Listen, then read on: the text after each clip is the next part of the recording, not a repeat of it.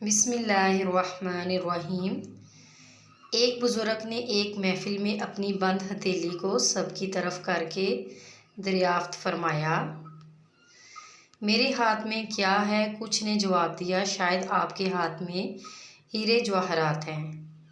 फिर एक साहब से पूछा, उन्होंने भी कुछ सोच के बाद जवाब दिया, शायद सोना है।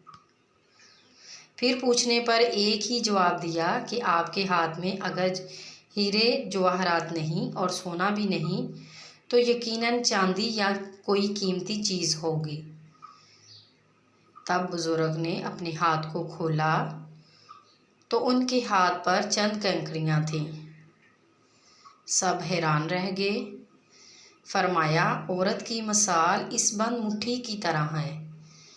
अगर वो बंद यानी बापर्दा है तो हीरे जवाहरात, सोना, चांदी और इसकी बेशबहा कीमत है। लेकिन अगर वो मुट्ठी की तरह खुल जाए, बेपर्दा हो जाए, तो वो बेवक़्त पत्थर और कंकरियाँ की मानद है, जिसकी कोई इज़्ज़त और कीमत नहीं।